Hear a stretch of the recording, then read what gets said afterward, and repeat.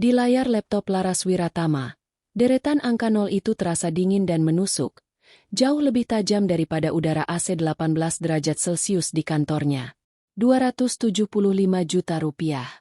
Itu adalah transfer dana terakhir yang baru saja ia kirim untuk membayar venue ballroom hotel bintang 5 yang akan digunakan untuk perayaan Golden Anniversary ibu mertuanya malam ini. Total pengeluaran pribadi Laras untuk acara mewah ini, setelah dihitung ulang, nyaris menyentuh angka 1 miliar rupiah, belum termasuk cicilan bulanan rumah, mobil, dan biaya hidup elit yang dihidupi Laras selama 5 tahun terakhir. Laras adalah Laras Wiratama, seorang Chief Financial Officer, CFO, di Teknova Asia, sebuah perusahaan teknologi yang namanya bersinar di papan saham regional. Di usia 32 tahun, ia sudah memiliki gaji 6 digit dolar, otak secepat prosesor terbaru, dan rekening yang jauh lebih tebal daripada suami dan seluruh keluarga suaminya. Laras adalah definisi kesuksesan yang brutal, namun ironisnya, ia adalah kegagalan total dalam menjaga harga diri. Pernikahannya dengan Andi Adiwarna adalah sebuah jebakan kemilau yang ia sendiri izinkan. Andi adalah pria tampan, karismatik, dan pandai merangkai janji, seorang event organizer yang selalu berada di ambang kesuksesan besar, tetapi selalu gagal di menit terakhir karena masalah modal. Tentu saja, modal itu selalu datang dari Laras. Andi selalu meyakinkan, tunggu sebentar lagi, sayang, proyek ini akan meledak. Kita akan pensiun dini. Namun, yang meledak hanyalah saldo rekening Laras. Sementara itu, Ibu Sri Adiwarna, sang ibu mertua, adalah ratu di kerajaan kemewahan palsu ini. Ibu Sri menjalani hidup sebagai sosialita kelas atas yang jadwalnya dipenuhi dengan arisan berlian, private spa treatment, dan sesi belanja yang membuat kartu kredit Laras menjerit. Ibu Sri sama sekali tidak menyentuh uang pensiun atau warisan. Ia sepenuhnya mengandalkan kebaikan menantunya. Laras tahu, di lingkungan sosial Ibu Sri, ia dipuji sebagai menantu idaman bukan karena kebaikannya, tetapi karena tebalnya dompetnya. Ibu Sri selalu memperkenalkan Laras dengan senyum lebar. Menantuku ini, dia sangat suportif pada karir Andi. Dia yang mengurus semua urusan finansial keluarga. Sebuah eufemisme elegan untuk, dia adalah sumber uang kami. Laras menatap pantulannya di layar laptop. Mata coklatnya terlihat lelah, bukan karena pekerjaan, melainkan karena kebohongan yang ia jalani setiap hari. 5 hari yang lalu, ia menemukan Ibu Sri menggunakan kartu debit pribadinya yang seharusnya hanya digunakan untuk emergency untuk membeli sebuah jam tangan limited edition seharga 400 juta rupiah. Ketika Laras bertanya pada Andi, suaminya hanya menjawab ringan. Ibu hanya sedang ingin memamerkan sedikit kemewahan. Itu kan untuk menjaga martabat keluarga di hadapan teman-temannya. Kamu tahu kan, reputasi itu penting, Laras. Kata, reputasi. Itu kini terasa seperti ludah di wajah Laras. Reputasi siapa? Reputasi kemewahan palsu yang ia bayar dengan keringat dan waktu hidupnya. Laras menutup laptopnya dengan suara keras, menarik perhatian sekretarisnya. Ini sudah pukul 5 sore. Ia harus segera berangkat ke rumah tempat di mana ia adalah pemilik sahnya, namun statusnya hanyalah petugas kasir. Di perjalanan, Laras mengendarai sendiri mobilnya, sebuah SUV mewah yang nyaman. Di jok sebelahnya, terletak tas kerja biasa yang menyembunyikan 2 dokumen penting. Pertama, final draft surat gugatan cerai dan pembatalan harta bersama. Kedua, sebuah flash drive berisi semua data historis transaksi bank dan dokumen legal yang telah ia kumpulkan selama 6 bulan terakhir. Bukti tak terbantahkan bahwa 95% aset keluarga Adiwarna, termasuk rumah yang mereka tempati dan mobil sport Andi, sepenuhnya dibayar dan atas nama Laras Wiratama. Ia melirik dashboard. Pukul 17.45. Ia memegang ponselnya dan mengirimkan pesan singkat, padat, dan final ke kontak bernama Reno Satria. Laras siap untuk pukul 22. Jangan ada penundaan. Konfirmasi balasan Reno Satria, pengacara korporat terkemuka yang ia bayar dengan biaya yang juga fantastis, datang seketika. Reno Satria siap, Laras. Semua tim dan dokumen legal sudah di lapangan. Tinggal menunggu aba-aba dari Anda. Senyum tipis dan dingin akhirnya terukir di bibir Laras. Bukan senyum bahagia, melainkan senyum kepastian. Malam ini, perayaan Golden Anniversary Ibu Sri akan menjadi malam terakhir dinasti kemewahan Adiwarna. Malam ini, ATM itu akan menekan tombol tutup permanen. Laras tiba di gerbang rumah. Kemilau lampu sorot telah mengubah rumahnya menjadi istana temporer. Valet parking menyambutnya. Laras turun dari mobil, membawa tasnya. Ia bukan lagi Laras si CFO yang lelah. Ia adalah juri yang baru saja tiba di lokasi eksekusi. Di pintu utama, ia melihat Andi yang mengenakan tuxedo mahal, yang tentu saja dibayar Laras.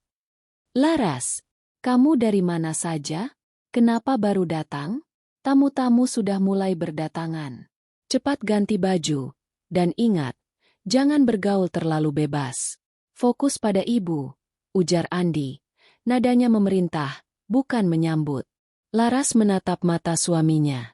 Ia melihat wajah seorang pria yang tidak pernah melihatnya sebagai pasangan sejati, melainkan sebagai sumber daya alam tak terbatas yang harus dijaga agar terus menghasilkan. "Baik, Andi, aku akan segera ganti baju.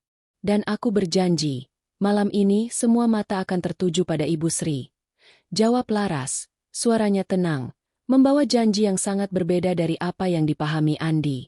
Laras berjalan melewati aula, merasakan tatapan meremehkan dari staf yang disewa yang ia bayar. Ia tahu, di balik kemewahan ini, ia hanyalah sosok yang tidak dianggap penting. Tapi, malam ini, ketidakpentingan Laras akan menjadi kekuatan terbesarnya. Semakin mereka meremehkannya, semakin besar kehancuran yang menanti mereka. Keputusan telah dibuat. Tidak ada penyesalan. Hanya perhitungan finansial yang sempurna. Laras adalah CFO, dan dia tidak pernah membuat kesalahan dalam perhitungan. Laras berjalan ke kamar tamu utama. Suasana di dalam rumah sudah ramai, dipenuhi tawa renyah tamu-tamu elit yang datang dengan pakaian haute couture. Setiap langkah Laras terasa berat, membawa beban peran yang ia lakoni selama bertahun-tahun, menantu pendukung, wanita di balik pria, dan yang paling menyakitkan bank pribadi yang tidak perlu dihormati. Di dalam kamar tamu, Laras melihat Ibu Sri sedang beradu argumen kecil dengan event organizer, EO, yang disewa Andi. Ibu Sri menuntut agar backdrop utama ditambahi bunga mawar impor yang lebih mahal dari anggaran semula. "Astaga, Andi, kenapa kamu rekrut EO kelas 2 begini? Aku bayar mahal untuk anniversary ini. Aku ingin sempurna," keluh Ibu Sri, tidak sadar bahwa yang membayar mahal itu berdiri tepat di ambang pintu.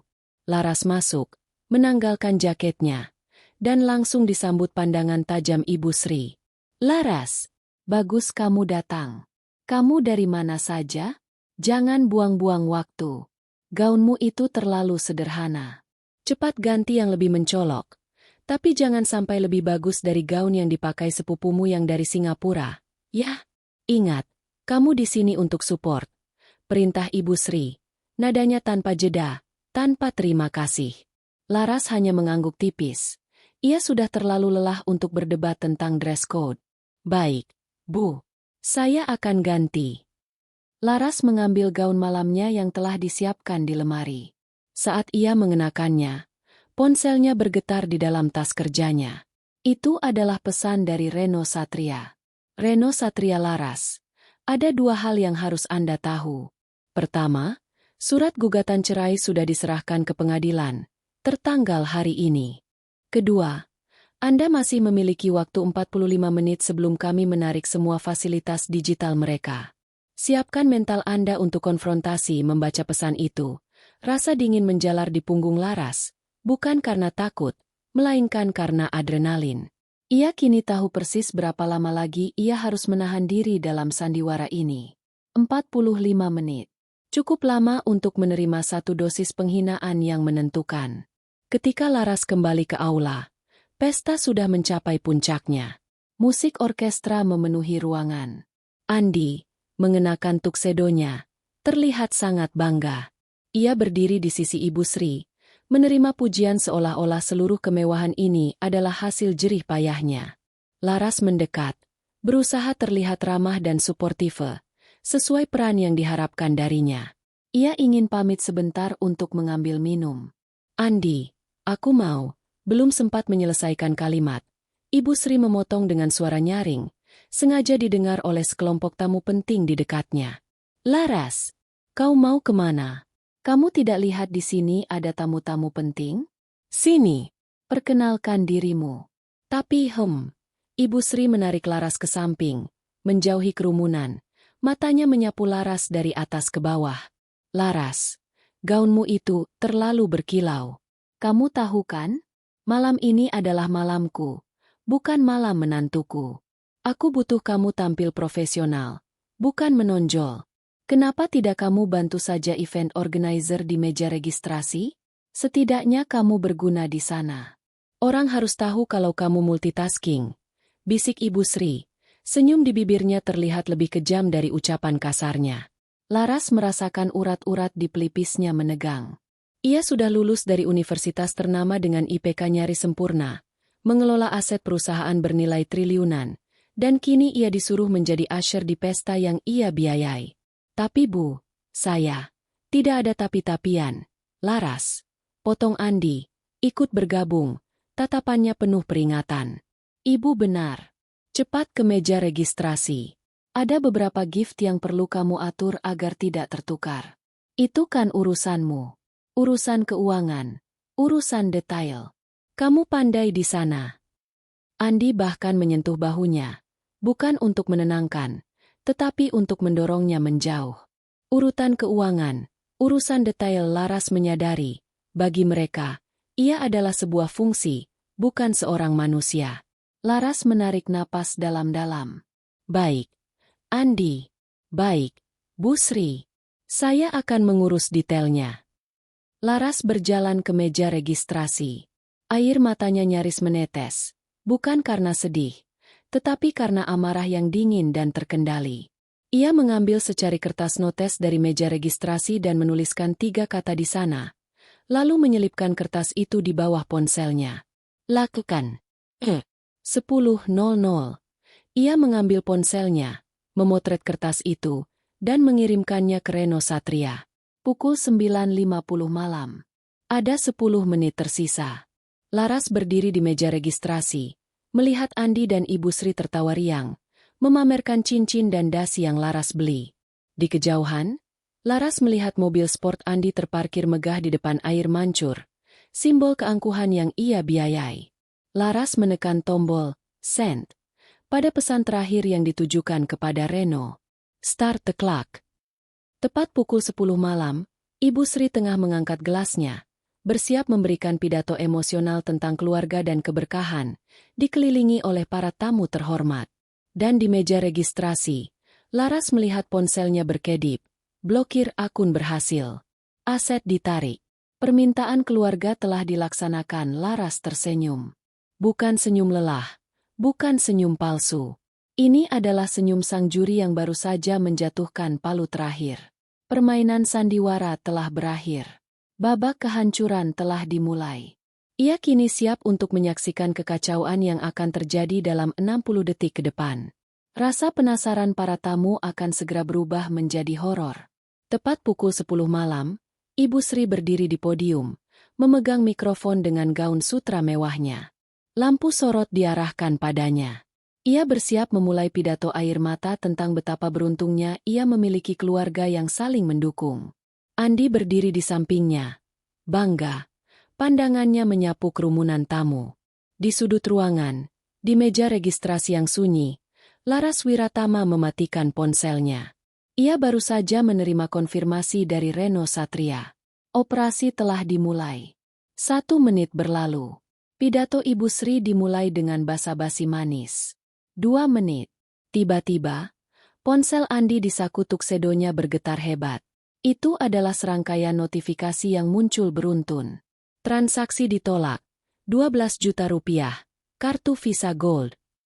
Blokir permanen. Semua akses perbankan digital telah dihentikan. Permintaan penarikan aset. Mobil, Luxury Sport 001, sedang dalam proses penjemputan oleh perusahaan leasing. Wajah Andi yang tadinya berseri-seri langsung memucat pasi.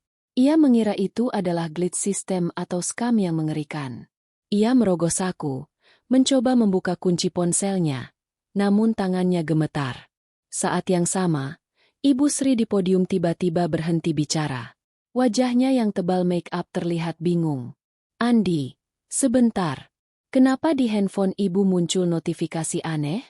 Aku baru saja mencoba membeli online kalung yang kupamerkan pada Tuan Hendrawan tadi. Tapi, katanya, kartu tidak valid. Masa kartu priority ibu bisa tidak valid? Protes Ibu Sri.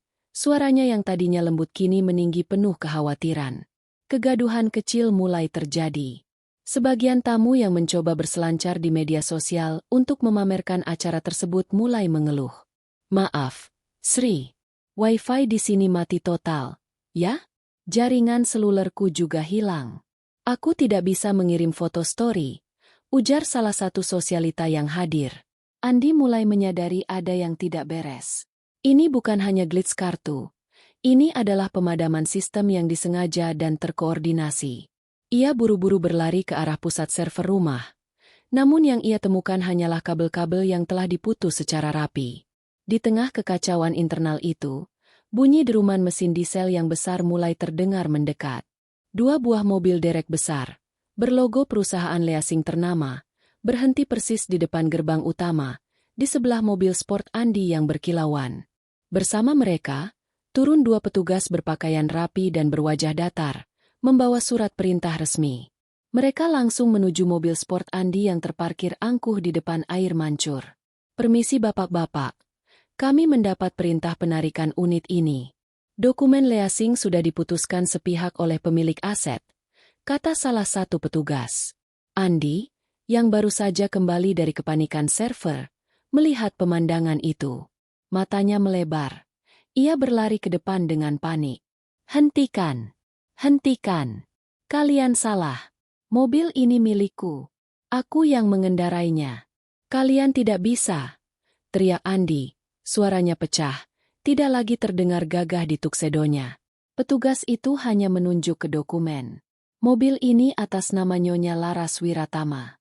Dan beliau yang telah memutus kontrak pinjaman. Kami hanya menjalankan tugas. Nama Laras menggema di telinga Andi. Di tengah-tengah kebingungan para tamu. Laras? Tidak mungkin. Laras tidak akan pernah melakukan ini. Laras adalah sumber uang yang jinak. Laras adalah HTM. Andi kembali ke dalam. Wajahnya sudah merah padam. Ibu Sri, yang sekarang di podium sudah berteriak histeris, menyalahkan Andi atas Wi-Fi yang mati dan malu di depan teman-temannya. Andi, cepat perbaiki ini. Kenapa mobilmu ditarik? Itu membuat reputasi kita hancur. Kenapa kartuku ditolak? Aku tidak bisa mentransfer uang untuk membayar catering. Teriak Ibu Sri. Kini ia baru menyadari bahwa ancaman finansial ini nyata. Bu, ini Laras. Ini pasti perbuatan Laras. Teriak Andi, menunjuk liar ke arah meja registrasi, tempat Laras seharusnya berdiri. Namun, Laras sudah tidak ada di sana. Tepat saat kepanikan mencapai puncaknya, semua mata teralih ke pintu masuk. Berjalan masuk dengan langkah mantap, didampingi 2 petugas pengadilan negeri dan 2 bodyguard berjas hitam, adalah Reno Satria. Ia mengenakan setelan 3 potong yang sempurna, tampak tenang dan berkuasa, kontras dengan kekacauan yang terjadi. Reno langsung menuju tengah aula, mengambil mikrofon dari tangan Ibu Sri yang gemetar. Selamat malam, Bapak dan Ibu tamu terhormat. Suara Reno terdengar jelas, lantang, dan sangat formal. Saya Reno Satria, pengacara dari Nyonya Laras Wiratama. Reno tidak menunggu respons. Ia langsung ke inti masalah, menyampaikan kalimat-kalimat yang meruntuhkan martabat keluarga Adiwarna detik itu juga. Sesuai perintah klien saya, per pukul 10 malam ini, semua akses finansial Bapak Andi Adiwarna dan Ibu Sri Adiwarna yang terkait dengan rekening Nyonya Laras Wiratama telah dibekukan permanen. Selain itu, malam ini juga, saya secara resmi memberitahukan kepada Bapak Andi Adiwarna perihal gugatan cerai yang diajukan Nyonya Laras Wiratama.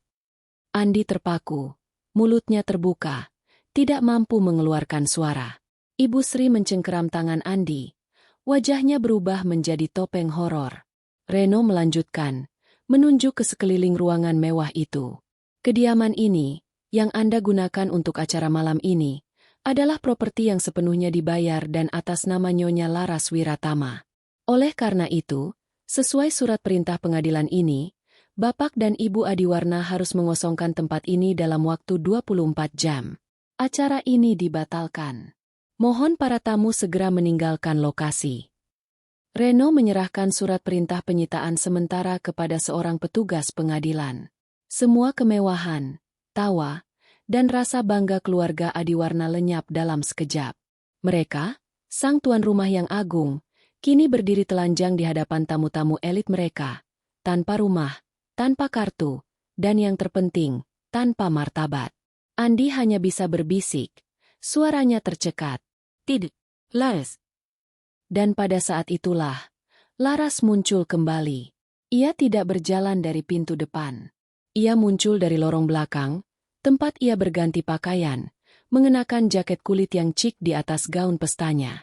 Ia memegang kunci mobil, tas kerjanya, dan kunci rumah yang baru saja disita dari tangan Andi. Ia berjalan lurus menuju Ibu Sri dan Andi. Tatapannya sedingin es yang baru pecah. Aku sudah melakukannya, Elvan, kata Laras, suaranya tenang dan mematikan. Aku bukan lagi ATM kalian.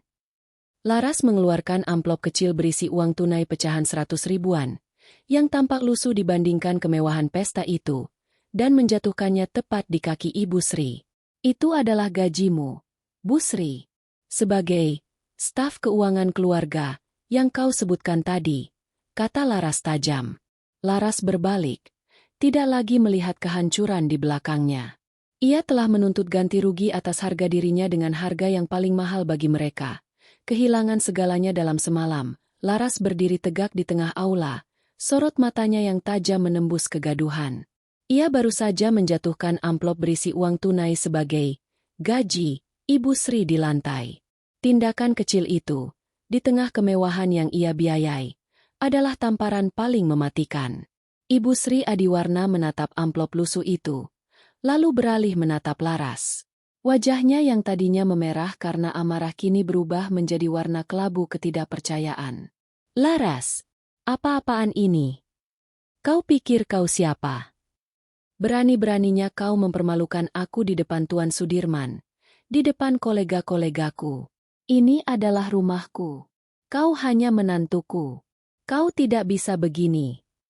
Ibu Sri berteriak, suaranya parau, mengabaikan kehadiran Reno Satria dan petugas pengadilan. Andi, yang kini terlihat menyedihkan dalam tuksedonya, maju menarik tangan Laras. Laras, dengarkan aku. Ini pasti salah paham. Kau hanya bercanda, kan? Kenapa kau menyewa pengacara ini? Jangan buat masalah. Sayang, kalau ada masalah, kita bisa bicarakan baik-baik di kamar. Kita ini pasangan. Apa yang aku punya adalah milikmu, dan apa yang kamu punya, ya, itu milik kita. Laras menarik tangannya dengan sentakan dingin, menatap mata suaminya yang penuh keputusasaan seorang pria yang baru menyadari bahwa dompetnya telah ditarik. Milik kita? Tanya Laras. Suaranya pelan tapi menusuk, memaksa semua tamu yang kini berbisik-bisik untuk terdiam. Sejak kapan, Andi? Sejak kapan, milik kita? Selama 5 tahun ini, aku adalah kasir pribadi yang tidak pernah kau hargai. Kau dan ibumu bahkan tidak membiarkan aku berdiri di area utama pestaku sendiri. Laras menunjuk ke pintu utama. Malam ini, kalian menyuruhku duduk di pos jaga.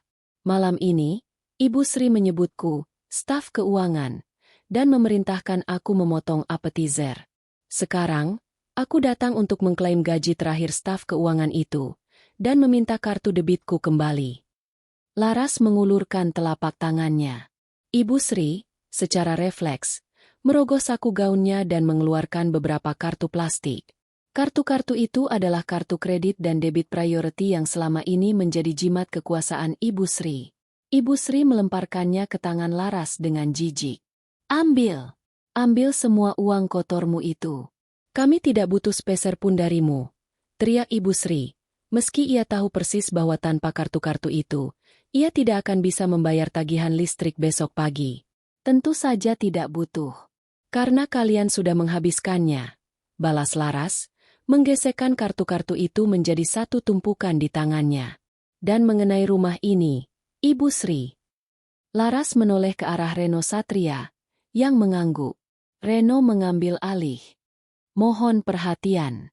Berdasarkan dokumen legal di tangan kami, Nyonya Laras Wiratama telah mengajukan surat perintah pengosongan dan sita sementara atas aset utama ini. Mohon segera bersiap. 2 petugas kepolisian akan hadir dalam 1 jam untuk memastikan proses ini berjalan lancar. Suara kegaduhan kembali memuncak. Para tamu kini panik. Mereka bukan panik atas nasib keluarga Adiwarna, melainkan panik atas keterlibatan mereka dalam drama publik yang memalukan ini. Tuan Sudirman, kolega bisnis penting Ibu Sri, buru-buru mengambil kunci mobilnya dan pamit tanpa melihat ke belakang. Andi meraih kerah tuxedo Laras. Matanya memohon. Laras, tolong. Kita bisa berdamai. Jangan lakukan ini. Ayolah, sayang, pikirkan reputasiku. Jika ini tersebar, aku hancur. Aku tidak punya apa-apa tanpamu. Disinilah klimaks sejati bagi Laras. Permintaan maaf Andi bukan karena cinta, melainkan karena kebangkrutan. Laras menatap suaminya dengan ekspresi jijik yang murni. Kau hancur? Reputasimu hancur? Bukankah itu yang kau dan ibumu lakukan padaku setiap hari? Kau bilang kau tidak punya apa-apa tanpaku? Itu benar, Andi. Dan sekarang, kau akan merasakannya. Laras menghela napas. Pesta ini, kemewahan ini, semuanya adalah ilusi yang kuciptakan. Kalian bukan tuan rumah. Aku yang membiayai catering, bunga, dan venue. Dan sekarang, aku membatalkannya. Aku membatalkan kalian. Laras mengeluarkan kunci rumah yang lain, kunci kecil yang mengendalikan sistem keamanan pintar, dan menjatuhkannya ke lantai. Kalian punya waktu sampai besok pagi untuk mengosongkan rumahku. Setelah itu, semua akses ditutup.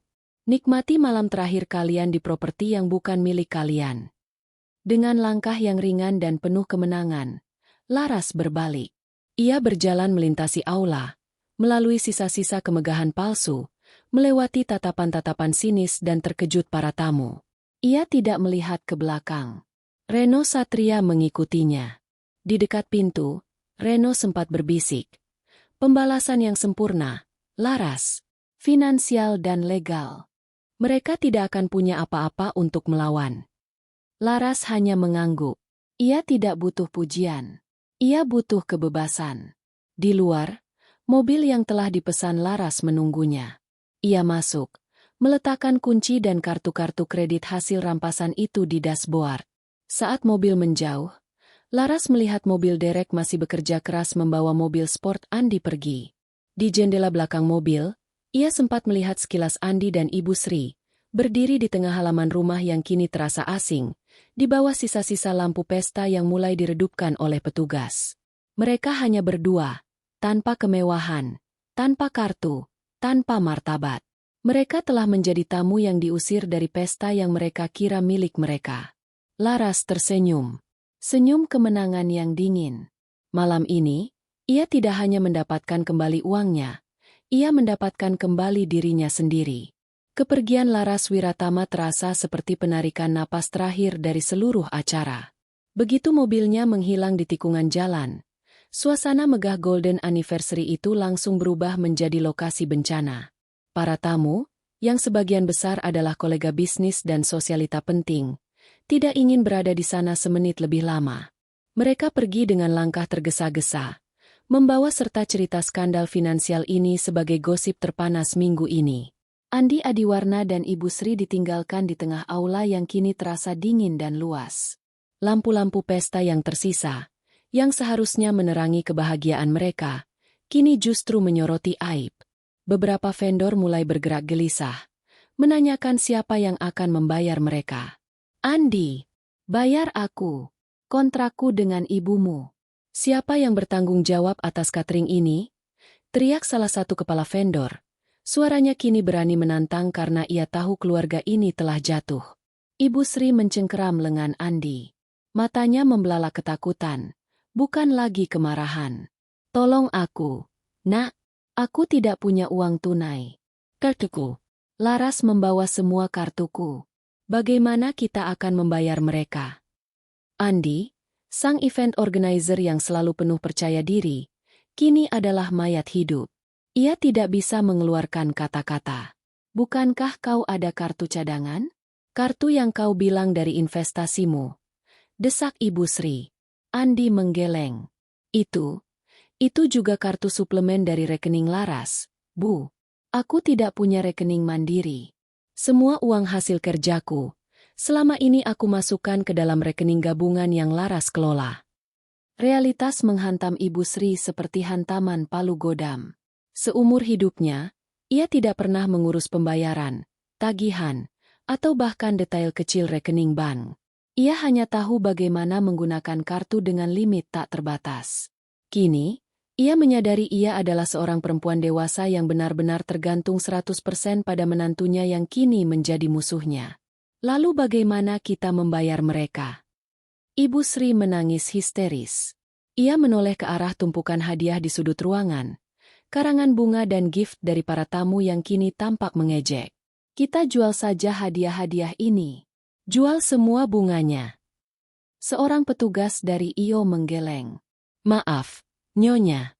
Kami tidak bisa membiarkan Nyonya menjual barang-barang yang ada di properti yang sudah disita.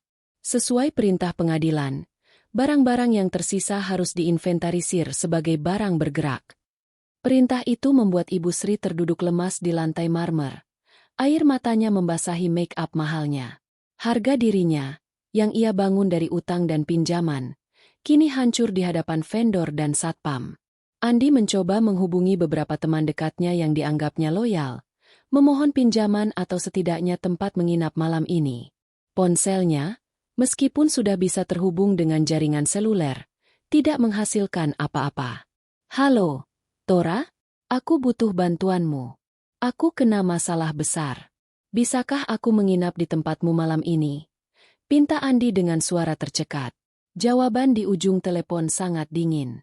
Andi, maaf, aku sudah dengar. Berita tentang penyitaan rumah dan gugatan cerai istrimu itu sudah menyebar. Kau tahu reputasiku. Aku tidak bisa menampung orang yang sedang tersandung kasus finansial. Kau mengerti, kan? Jaga diri baik-baik. Brak. Sambungan diputus. Satu persatu, teman-teman Andi menolak. Mereka yang dulu makan dari traktirannya, yang selalu memuji kesuksesannya, padahal itu kesuksesan Laras, kini berbalik punggung. Mereka tidak ingin diasosiasikan dengan kebangkrutan yang memalukan ini. Pukul 1 dini hari. Rumah mewah itu kini sunyi, hanya diterangi oleh lampu luar yang redup. Petugas pengadilan dan petugas keamanan dari kantor pengacara Reno Satria berdiri di setiap sudut, mengawasi. Andi dan Ibu Sri berkumpul di ruang tamu, hanya membawa satu koper kecil berisi pakaian. Mereka tidak berani mengambil barang-barang mewah lain karena takut melanggar perintah sita. Nak, kita tidur di mana malam ini? Bisik Ibu Sri.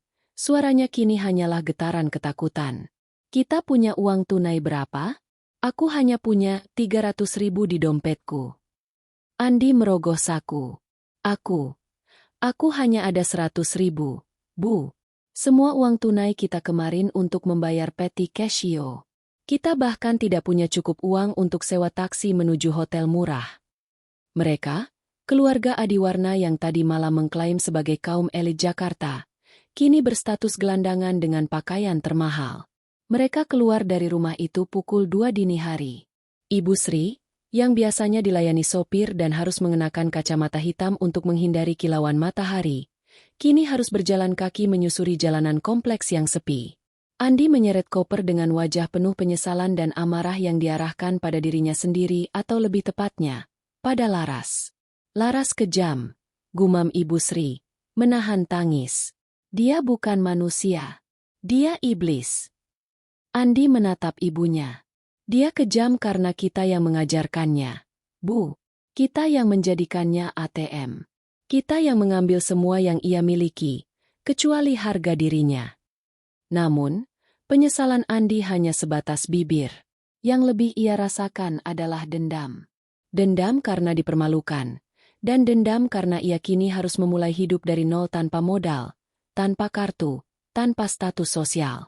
Saat mereka berdua duduk di halte bus yang kosong, di bawah cahaya lampu jalan yang redup, mereka melihat ke arah rumah yang dulunya milik mereka. Rumah itu kini gelap. Gerbangnya ditutup oleh rantai baru, dijaga oleh satpam yang dipekerjakan oleh kantor Reno Satria. Laras tidak hanya mengambil uang. Laras mengambil identitas mereka. Dan pagi akan segera tiba, membawa malu dan tuntutan vendor yang menanti. Mereka benar-benar kehilangan segalanya dalam satu malam. Matahari pagi menyambut Andi Adiwarna dan Ibu Sri di sebuah warung kopi pinggir jalan, jauh dari kemewahan kawasan elit mereka.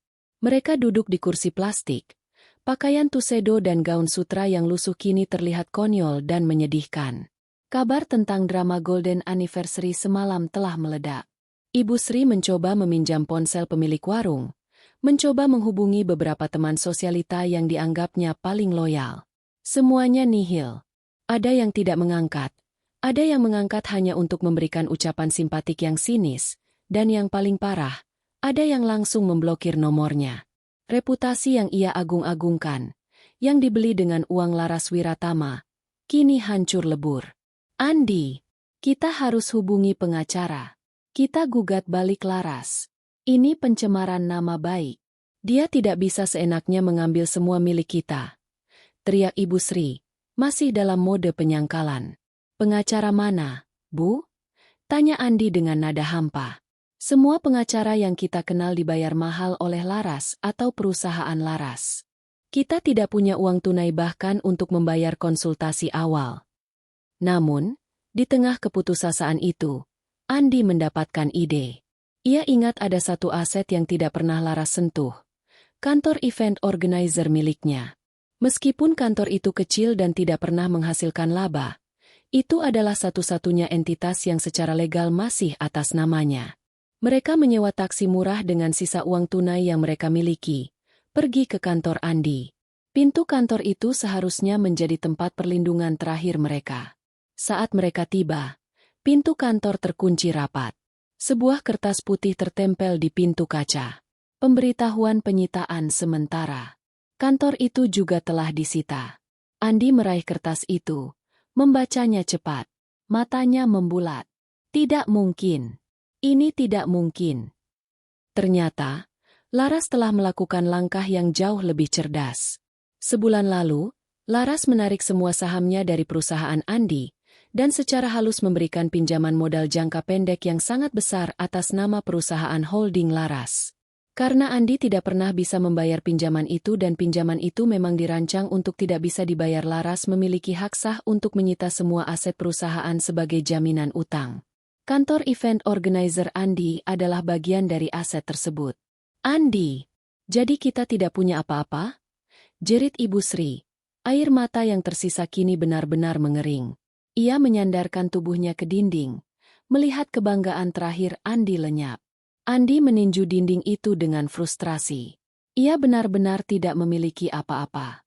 Ia selalu berpikir bahwa uang Laras adalah milik mereka, dan dia tidak perlu repot membangun fondasi finansialnya sendiri. Sekarang, fondasi itu telah runtuh. Tiba-tiba, ponsel Andi berdering.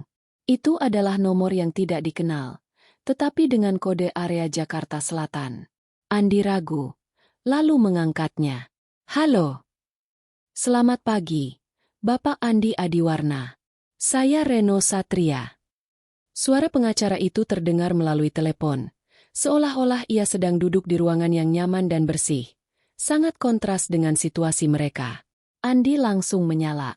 Reno, berengsek. Kau tahu apa yang kau lakukan? Ini ilegal. Kami akan menuntutmu dan Laras. Reno tertawa kecil. Tawa itu lebih menusuk daripada kata-kata kasar. Menuntut? Silakan. Saya menghubungi Anda untuk menawarkan bantuan, bukan ancaman. Nyonya Laras, meskipun ia mengajukan gugatan cerai dengan kerugian finansial di pihak Anda, beliau masih memiliki sedikit belas kasihan. Belas kasihan apa? Teriak Ibu Sri, merebut ponsel itu dari tangan Andi. Belas kasihan untuk memberikan Anda dan Ibu Sri 1 kali konsultasi hukum gratis dengan tim saya, untuk memahami seberapa jauh Laras telah mempersiapkan kehancuran ini, ujar Reno tenang. Dan untuk memberitahu Anda bahwa uang pensiun Ibu Sri, yang selama ini Anda anggap besar, telah habis dibayarkan sebagai utang sewa jet pribadi Ibu Sri bulan lalu, yang juga Laras bayarkan di awal. Ibu Sri tersentak. Itu adalah pukulan telak. Uang pensiunnya adalah jaring pengaman terakhirnya. Reno melanjutkan. Suaranya kini terdengar seperti hakim di pengadilan. Semua langkah Laras adalah 100% legal. Ia tidak hanya mengambil kembali asetnya, ia juga memastikan kalian berdua memiliki catatan utang yang membuat bank manapun di Indonesia tidak akan memberikan pinjaman selama 10 tahun ke depan. Kami juga telah memberitahukan seluruh riwayat kredit Anda kepada Bay Checking. Anda berdua kini berada di blacklist finansial. Reno berhenti sejenak, memberikan waktu pada kenyataan pahit itu untuk meresap. Saya sarankan, Bapak Andi, segera cari pekerjaan yang tidak melibatkan rekening bank, dan Ibu Sri, carilah tempat tinggal yang sederhana, sebab kami akan segera menyita semua properti yang tersisa atas nama Anda. Selamat pagi. Sambungan terputus. Andi dan Ibu Sri hanya bisa terdiam. Mereka tidak hanya bangkrut, mereka telah diasingkan dari sistem finansial modern oleh seorang wanita yang mereka sebut ATM. Laras telah menjerat mereka dalam jebakan legal yang mustahil ditembus. Ini bukan pembalasan emosional, melainkan eksekusi finansial yang dilakukan oleh seorang CFO brilian. Kini, mereka harus menghadapi dunia tanpa uang, tanpa kartu, tanpa rumah, tanpa jaringan, dan yang paling mengerikan, tanpa harapan untuk meminjam atau membangun kembali dalam waktu dekat. Mereka berdiri di depan kantor yang juga telah disita, menyadari bahwa satu-satunya pilihan mereka adalah berjalan, mencari tempat berlindung, memulai hidup sebagai orang asing di kota yang dulunya mereka anggap milik mereka. Laras telah menang, bukan dengan drama, melainkan dengan kekuatan hukum dan angka-angka. 1 minggu berlalu.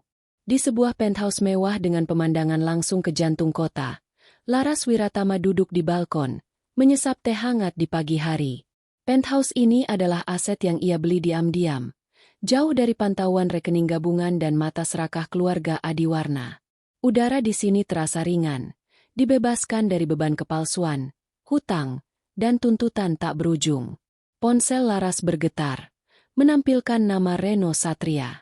Selamat pagi, Laras. Semua proses sudah final. Surat cerai ditandatangani hari ini. Andi tidak mengajukan perlawanan serius. Secara hukum, Anda kini sepenuhnya bebas.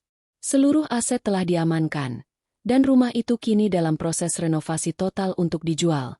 Lapor Reno dengan nada puas. Bagaimana kabar mereka? Tanya Laras. Suaranya kini terdengar seperti pertanyaan profesional, bukan personal. Mereka mencoba mencari tempat tinggal dengan beberapa kerabat yang tersisa, tetapi sebagian besar menolak karena takut terseret masalah finansial. Mereka benar-benar terisolasi. Status blacklist keuangan yang kita tanamkan sudah bekerja dengan sempurna. Tidak ada kartu, tidak ada kredit, tidak ada pinjaman bank. Ibu Sri bahkan mencoba menjual perhiasan imitasi di pasar gelap, mengira itu asli. Kehidupan mewah mereka telah berakhir. Laras. Mereka kini berjuang hanya untuk makanan harian.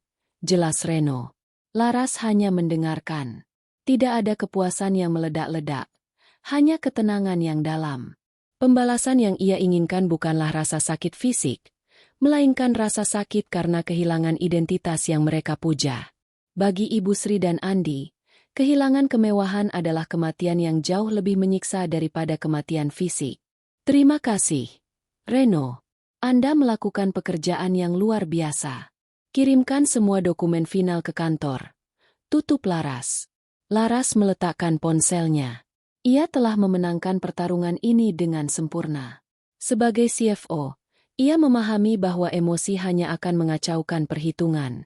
Ia membiarkan penghinaan itu menumpuk, mengumpulkan bukti, dan menyerang di waktu yang tepat, menggunakan senjata terkuatnya, hukum dan logika finansial. Kontras kehidupan baru Laras kini menghabiskan waktunya untuk hal-hal yang benar-benar ia cintai, fokus pada karir, melakukan proyek amal rahasia, dan menikmati keheningan yang mahal. Ia tidak perlu lagi menyembunyikan kekayaannya, atau khawatir kartunya akan digunakan tanpa izin. Ia bebas dari peran ATM berjalan dan kembali menjadi Laras Wiratama, wanita berkuasa dan berintegritas. Di sisi lain kota, Andi Adiwarna dan Ibu Sri menghadapi neraka yang dingin dan nyata.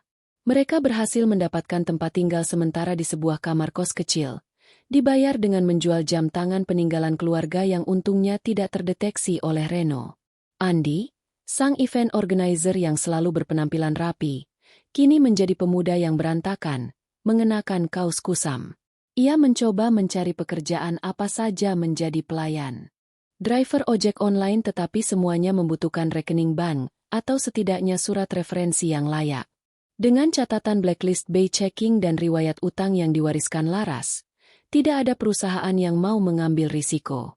Ibu Sri, sang ratu sosialita, kini menjadi beban yang merengek. Ia tidak bisa menerima kenyataan. Setiap hari, ia akan bercerita kepada Andi tentang rencana balas dendam, tentang bagaimana ia akan memohon kepada Laras, lalu mengutuk Laras lagi. Suatu sore, saat Andi berjalan mencari pekerjaan di kawasan perkantoran, ia melihat sebuah tayangan berita di layar besar sebuah gedung. Wajah Laras Wiratama terpampang jelas. CEO termuda di Asia Tenggara mengakui sisi perusahaan teknologi besar. Laras tidak hanya menjadi CFO, ia baru saja dipromosikan menjadi CEO, memimpin merger besar yang akan membuatnya jauh lebih kuat dan kaya dari sebelumnya. Andi berdiri terpaku, melihat mantan istrinya, wanita yang ia sebut ATM, dan staf keuangan, kini menjadi berita utama kesuksesan yang tak terjangkau. Andi sadar, Laras tidak sekadar membalas dendam. Laras menggunakan pembalasan ini sebagai papan loncatan untuk kesuksesannya yang lebih besar. Andi mencoba menghubungi Laras untuk terakhir kalinya, menggunakan ponsel umum. Laras, ini aku. Andi. Suaranya serak. Aku tahu aku salah. Aku memohon, tolong, bantu kami. Setidaknya beri kami sedikit uang untuk memulai hidup. Aku sudah tidak punya apa-apa. Ada keheningan panjang di ujung telepon. Akhirnya, suara Laras terdengar, tenang dan tanpa emosi. Andi, aku sudah membelikanmu dan ibumu kesempatan terbaik yang pernah kalian miliki. Aku sudah memberikan kalian pengalaman yang tidak ternilai harganya. Hidup tanpa dukungan finansial orang lain. Itu adalah pelajaran paling mahal yang pernah aku bayar untuk kalian. Aku tidak bisa memberimu uang. Tetapi, aku akan memberikanmu satu hal. Andi tercekat. Apakah Laras akhirnya luluh? Aku akan memberimu kebebasan. Kebebasan untuk membangun dirimu sendiri dari nol. Itu adalah satu-satunya hal yang tidak bisa kubeli atau kusingkirkan darimu. Laras mengakhiri panggilan itu. Tidak ada lagi koneksi. Andi menatap ponsel umum yang mati itu. Ia tidak mendapatkan uang, tetapi ia mendapatkan kebenaran yang pahit. Laras telah menutup pintu kembali ke masa lalu mereka, memaksa mereka menghadapi masa depan yang suram sendirian. Dinasti Adiwarna yang dibangun di atas kepalsuan dan dompet Laras telah runtuh, meninggalkan Andi dan Ibu Sri sebagai puing-puing, sementara Laras terbang tinggi, bebas, menuju kesuksesannya yang tak tertandingi. 1 tahun setelah gugatan cerai diumumkan di tengah gemerlap pesta yang berubah menjadi tragedi, hidup telah berjalan tanpa ampun. Di sebuah bilik kumuh di pinggiran kota, Ibu Sri duduk di atas kasur tipis. Tangan keriputnya memegang sebuah majalah lama yang menampilkan dirinya di halaman sosialita. Gaun-gaun yang dulu ia pamerkan di acara amal kini hanyalah kenangan yang menyakitkan. Ia tidak bisa lagi menerima kenyataan. Secara psikologis, ia terjebak dalam delusi bahwa ia hanya sedang berlibur ekstrim dan akan segera kembali ke rumah mewahnya. Andi Adiwarna, setelah berbulan-bulan mencari pekerjaan dan tidur berpindah-pindah, kini bekerja sebagai pekerja kasar di pelabuhan, memuat dan membongkar peti kemas pekerjaan yang tidak memerlukan verifikasi rekening bank atau riwayat kredit. Tubuhnya yang terawat kini dipenuhi memar dan keringat. Ia menerima upah harian secara tunai, cukup untuk makan dan membayar sewa bilik kecil mereka. Suatu malam, Andi menemukan selembar koran lama yang digunakan untuk membungkus makanan. Matanya tertuju pada kolom bisnis dan gaya hidup. Di sana, terpampang wajah Laras Wiratama, bersinar di bawah headline. Laras Wiratama, CEO termuda Asia yang mengubah finansial menjadi kekuatan budaya. Laras tidak hanya sukses, dia telah bertransformasi menjadi ikon. Dia menggunakan kisah pembalasan ini sebagai studi kasus tentang integritas korporat dan pentingnya transparansi aset. Dia berbicara di forum-forum global tentang bagaimana kelemahan pribadi bisa diubah menjadi kekuatan legal. Dia tidak menyembunyikan masa lalunya sebagai ATM berjalan. Justru ia menjadikannya personal branding yang mendunia. Melihat foto itu, api di dada Andi berkobar lagi. Bukan hanya amarah, tapi rasa terhina yang membakar. Ia melempar koran itu. Dia menggunakan kehancuran kita untuk menjadi pahlawan, geram Andi. Ibu Sri hanya menatap kosong. Laras, aku harus bicara dengan Laras, dia akan mengembalikan rumahku jika aku memohon. Andi sadar, Ibu Sri tidak akan pernah pulih. Kehilangan status sosial telah menghancurkan jiwanya. Pagi berikutnya, Andi mengambil keputusan drastis. Ia harus menghadapi Laras, bukan untuk memohon, tetapi untuk melepaskan beban ini secara total. Ia menggunakan upah hariannya untuk naik bus ke kawasan penthouse baru Laras. Dia berhasil mencapai gerbang mewah itu, tetapi tentu saja, ia dihentikan oleh keamanan. Ia bersikeras, mengatakan ia adalah mantan suaminya. Petugas keamanan, yang telah diberi pengarahan oleh Reno Satria, memanggil Laras. Laras tidak menolak. Ia setuju bertemu di lobi, sebuah area publik yang luas dan steril. Andi menunggu di sana. Pakaiannya lusuh, kontras dengan lantai marmer dan lampu kristal. Ketika Laras muncul, ia mengenakan setelan bisnis yang sempurna. Auranya memancarkan otoritas dan kesuksesan yang tak terbantahkan. Tidak ada lagi kelelahan di matanya. Kau memintaku untuk bertemu, Andi, kata Laras. Nadanya datar, seolah berbicara dengan mantan rekan kerja yang dipecat. Aku hanya ingin tahu, kata Andi. Suaranya gemetar. Setelah semua ini, setelah kau menghancurkan kami total, apakah kau bahagia, Laras? Apakah kau puas melihat ibumu hidup di bilik kumuh? Apakah itu sebanding dengan penghinaan yang kau terima? Laras menatapnya lama. Di matanya, Andi melihat sisa-sisa pria yang pernah ia cintai, namun tertutup oleh lapisan kebohongan yang ia ciptakan sendiri. Puas. Laras mengulang kata itu. Puas adalah saat aku mendapat untung $200 juta dari sebuah merger. Andi. Menghancurkan kalian bukanlah kepuasan. Itu adalah penyesuaian neraca. Itu adalah menghapus liabilitas, kewajiban, yang menggerogoti aset. Aku tidak membencimu. Aku hanya melakukan audit pada hidupku, dan kalian berdua adalah defisit yang harus dilenyapkan. Kata-kata itu diucapkan dengan bahasa korporat yang dingin, lebih menyakitkan daripada ancaman. Laras tidak melihatnya sebagai drama, melainkan sebagai bisnis yang diselesaikan. Aku memberimu kesempatan untuk membangun dirimu sendiri. Aku memberimu kebebasan. Gunakan itu. Berhentilah menyalahkan masa lalu. Lanjut Laras. Andi tersenyum pahit. Kau tidak meninggalkan kami apa-apa. Laras, kau bahkan mengambil harapan kami untuk meminjam uang lagi. Bagaimana kami bisa membangun? Harapan tidak bisa diambil, Andi. Tapi kemampuan MU untuk menipu bank dan menguras orang lain, itu yang aku ambil.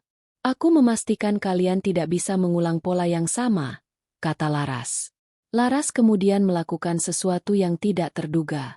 Ia mengeluarkan sebuah kartu nama yang elegan. Itu bukan kartu nama pribadinya. Ini adalah kontak Reno. Hubungi dia.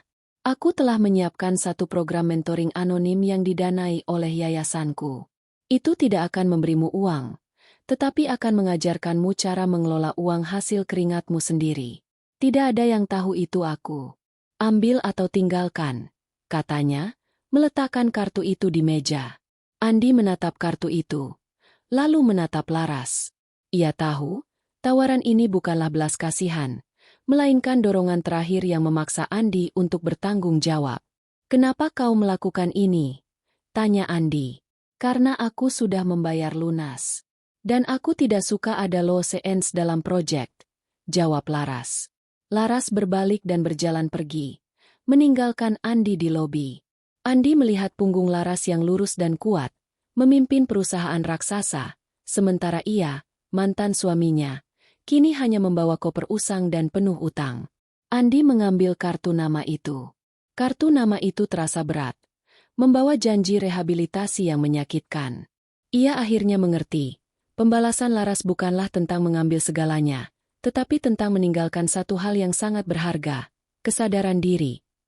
Andi tidak tahu apakah ia akan menggunakan kartu itu, tetapi untuk pertama kalinya dalam setahun, ia merasakan dorongan untuk membersihkan lumpur di wajahnya dan memulai. Ia berbalik dan meninggalkan lobi, menuju jalanan. Ia tidak lagi melihat ke belakang, menuju kemewahan yang dulu.